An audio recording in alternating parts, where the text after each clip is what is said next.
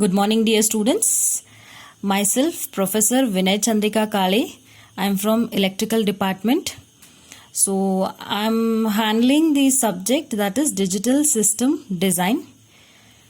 First we'll know, what is a digital system? So, digital system, it is a term which refers to elements such as hardware, software and networks.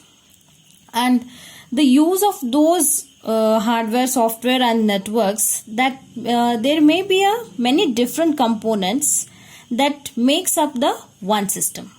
For example, you can say a computer. So computer has a central processing unit and a hard disk, keyboard, mouse, screen, etc. So next comes what is digital system design. So this is regarding your subject, that is digital system design. So we'll see what is digital system design. So digital system design, which will deals with the principle of complex digital system design. It is nothing but a development environment.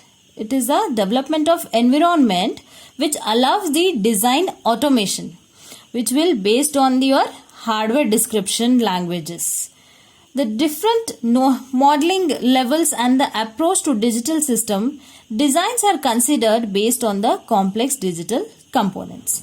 So your digital system design is totally based on digital signals. It will receive only the digital signals. It is in the form of binary system. Either it is a 1 or 0. So it will not receive any analog signals. So next is why digital system is needed. So we'll see why it is needed. So an advantage of digital circuits when compared with the analog circuit is that signal represent digitally can be transmitted without degradation. Caused by noise in a digital system, a more precise representation of signal can be obtained by using more binary digits to represent it. So under the digital system, the noise is very less compared to analog system. As I said, the digital signal will receive only the digital signals, that is in the form of binary. It may be 0 or 1. So next is how are the digital system are used. So we'll see how it will use. So digital systems are designed to store the process and communicate the information in digital form. As you know, your computer, I have said the best example for the digital system is computer. So you can store any data in the computer for long duration. So the the communication is in the form of digital.